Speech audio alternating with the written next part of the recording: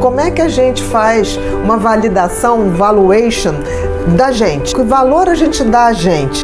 Não se constrói autoestima em cima de palavras positivas. Ah, eu sou bom, sou bom, sou bom, sou maravilhoso. Isso não funciona. A única autoestima que é real é aquela que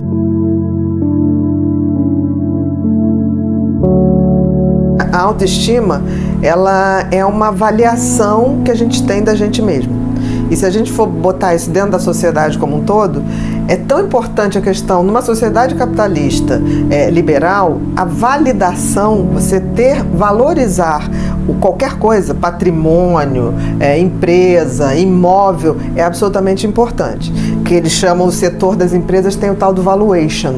O valuation é quando você, por exemplo, uma empresa quer comprar outra, então tem um setor que vai ver qual é o valor de mercado daquela empresa.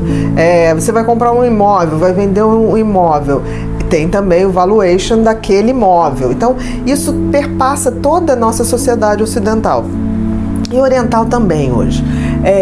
A questão é que a gente fica se perguntando como é que a gente faz uma validação, um valuation da gente, que seria a autoestima. Como é que a gente se valida? Que valor a gente dá a gente? E aí isso é muito compatível com a autoestima. Por exemplo, se eu tivesse que perguntar para você, quais são os teus melhores valores? Os meus melhores valores hoje, eu acho que é amizade e respeito. Tá, isso aí tem um patamar grande de valor para uma pessoa. Mas isso te dá uma autoestima? O respeito é amizade? Não necessariamente, Não. Porque a autoestima, ela precisa, mais do que ter um valor fictício, ela precisa ter um valor individual. Então é uma coisa subjetiva. Eu não posso te validar ou dar valor a uma característica sua, porque não é autoestima, auto é da própria pessoa. Isso. Você tem que se dar esses valores e isso tem que ser de base para que você se sinta bem e possa exercer esse valor no mundo. E se eu tenho essa baixa autoestima, meu valor... Com certeza, a pessoa não se vê como ela é. Existe ser humano perfeito? Não existe ser humano perfeito. A gente tem qualidades, a gente tem defeitos e a gente tem disfuncionalidades, coisas que não funcionam absolutamente bem. A grande questão é a gente aceitar isso, porque eu vejo que as pessoas que têm baixa autoestima, elas acham que nada é mutável, ou seja, elas são ruins e nada vai mudar aquilo. Ou as pessoas que têm um ego, um narcisismo ou uma coisa inflada, que elas são maravilhosas. Não tem a pessoa que seja tão ruim assim, nem tem a pessoa que seja tão maravilhosa. Então, assim, esse equilíbrio da gente ver com olhos mais reais do que a gente tem de bom, o que a gente não tem de tão bom e o que a gente pode mudar. Esse é o processo, né? Pra gente começar a fazer esse valuation da gente, do que a gente tem. Uma coisa que é muito importante para uma autoestima, quando você falou amigos, respeito, isso ainda depende do outro, a amizade depende do outro. A coisa mais importante para a formação de uma autoestima é a essência da pessoa. É assim, o que aquela pessoa tem na sua índole, tem na sua essência de sentimento e o que a pessoa tem como talentos essenciais.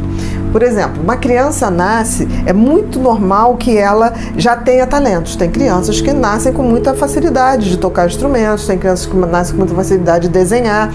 E eu noto que muitas vezes os pais bloqueiam isso. Porque aí tem uma moda que a criança nasce, se for hoje, o menino faz futebol, faz luta, a menina faz balé e outra coisa. Espero que isso mude.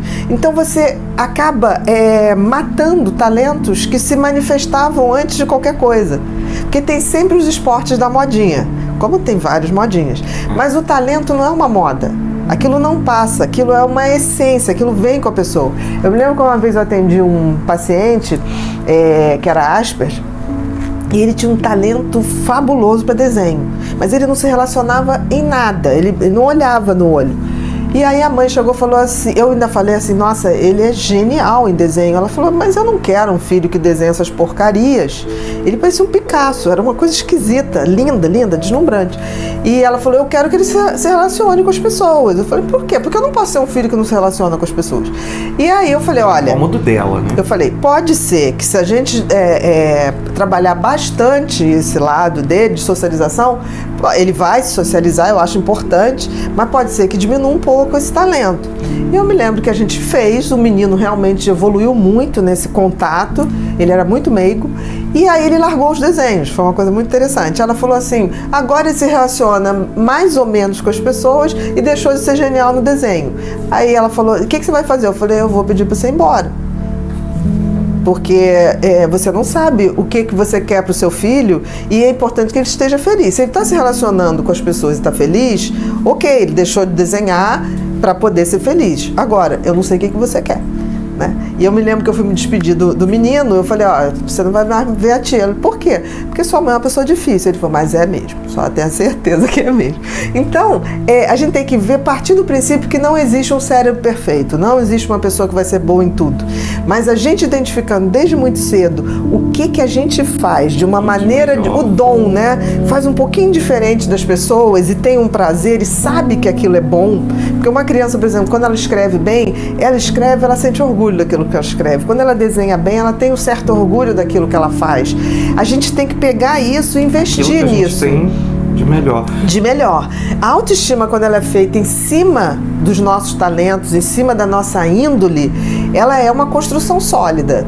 Quando não é feita assim, não vai. Por exemplo, uma das coisas que o TDAH tem é a criatividade. Eu me lembro que eu era muito criativa. Eu escrevia tudo errado, porque eu sou disléxica também, né? Eu tenho TDAH e dislexia.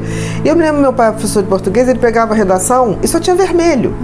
Aí eu me lembro que a minha mãe pegava e falava assim, interessante, a ideia é bonita, mas você tem que melhorar. Eu me lembro que eu passei o tempo todo na minha cabeça, tipo assim, eu tenho boas ideias, mas não sei executar. Mas não tinha noção que eu tinha TDAH.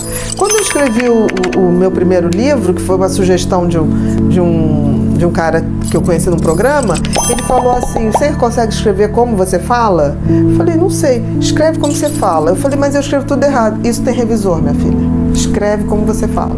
Aí eu lembrei e conectei com a minha mãe, né? Porque assim, a minha mãe em nenhum momento cortava a minha criatividade. Eu me lembro que uma vez eu quis fazer um teatrinho de bonecos. E a minha mãe montou uma casinha, forrou com papel de encapar da turma da Mônica, botou iluminação e eu rodava aquele teatro e ficava fazendo teatro. Só tinha minha mãe e minha avó para assistir. Ah, né? É ótimo. Mas me criou o hábito do teatro, era uma coisa que... Então, eu tô e não inibiu, não, e não inibiu, filha, você não vai ter jeito para isso. Exatamente, né? Exatamente. Então, assim, a autoestima tem muito a ver se a gente tem a sensibilidade de captar o que a pessoa tem de melhor, de captar seus talentos e não atrapalhar, deixar aquilo se desenvolver. Se não puder ajudar, não atrapalha. Em questão de talentos, de dons, eu sempre falo isso, nunca atrapalhe. Mas assim, o que você pode ajudar uma pessoa já adulta que a vida inteira ela foi jogada para baixo? Eu acho que se a gente não consegue conectar a pessoa a essa essência dela, a esse retorno a essa criança que não tinha noção de inadequação, que não tinha esse tipo de visão depreciativa, e a gente trazer essa criança para avisar esse adulto que, olha, eu sobrevivi, só falta agora ser feliz. Eu acho que esse retorno é fundamental. Eu, quando olho para trás, quando eu falo assim, eu nunca pensei que eu ia ser escritora, mas eu adorava escrever. Eu me lembro que eu ia para o escritório do meu pai, tinha uma máquina, Olivetti, aquelas máquinas, e eu brincava de ficar batendo aquilo, e eu achava que eu estava escrevendo capítulos de novela. Não tinha nada, entendeu? Então, na minha cabeça, aquilo tinha um ritual. E que eu abandonei quando eu descobri disléxica. Eu falei assim, não posso mais escrever porque eu só escrevo errado. Então, assim, e deu tempo de recuperar isso. Quando alguém chegou para mim e falou assim, você tem revisores. Revisor é para isso. Né? A essência da escrita que aí você traz maior. Lá a sua mãe, eu trouxe, né? De volta. Aquela coisa e eu vi que eu podia escrever. A essência tá boa. A essência tá boa. Porque a minha essência não era escrever corretíssimo. A minha essência era escrever aquilo que eu sentia e eu sabia que eu escrevia de uma maneira que as pessoas entendiam. Eu era amorosa para escrever. E até hoje eu recebo muito e-mails de pessoas que leem os livros e falam assim, nossa, você fala como se estivesse na sala da minha casa. E eu lembrava que eu pensava nisso. Quando eu fingia na minha cabeça que eu estava escrevendo um capítulo de novela, era para as pessoas verem, para lerem. Eu nunca pensei em escrever uma coisa para ficar para mim. Você não faz livro para médico? Não, eu faço livro para as pessoas, é um movimento de generosidade, é tipo assim, é o que eu tenho para dizer, do jeitinho que eu posso dizer, posso estar errada, né? Isso é uma grande superação, né, Bia? É uma grande superação, eu nunca pensei que eu fosse escrever. Então hoje, quando eu olho para trás e eu olho assim, 14 livros, eu falei, gente, eu nunca achei que eu escreveria nenhuma apostila. Eu achei que eu não era capaz de escrever nenhuma apostila. Então, assim, se a gente não resgata esses talentos essenciais, não se constrói autoestima em cima de palavras positivas. Ah, eu sou bom, sou bom, sou bom, sou maravilhoso. Isso não funciona. A única autoestima que é real é aquela que eu invisto nos meus alicerces. E todo mundo tem um talento, todo mundo tem um dom, vem no DNA. Seja lá quem nos criou, o Criador nos fez com alguma função e algum talento para exercer essa função. Eu tive uma época que eu recebi uma proposta da ONU, isso tem uns 20 anos atrás, que a ONU tinha e eu participei desse projeto, era uma oficina de talentos. Então, por exemplo, identificava um talento numa criança, dava 200 bolsas no Brasil inteiro. E aí a gente tinha que indicar um talento, fosse do balé, fosse de esporte, fosse de escrita. Eu não sei se existe esse projeto ainda hoje. Eu tenho maior vontade de fazer esse projeto assim, mais amplo. Eu adoraria ter uma empresa que eu pudesse escolher talentos para investir. Eu acho uma bolsa de valores maravilhosa. É verdade. Porque, assim, além de você ressuscitar a autoestima, você, quando bota dinheiro e capacitação num talento de alguém, aquilo vai dar uma boa coisa. Para a humanidade e para a pessoa. Qualquer profissão. Então, assim, seja onde for, a gente tem que deixar a essência da gente, o carimbo da gente. É isso que fica. É isso que fica. Não tem outra coisa. Então, é a receitinha do bolo. O dom da gente. O dom da gente. Não tem autoestima que se construa em cima de coisas que não sejam verdadeiras, que é a essência da gente e os talentos e os dons que a gente já veio para cá. Senão a gente está aqui para evoluir. E evoluir através dos nossos talentos. Se você não faz isso, você nem cumpre a função que a vida te dá.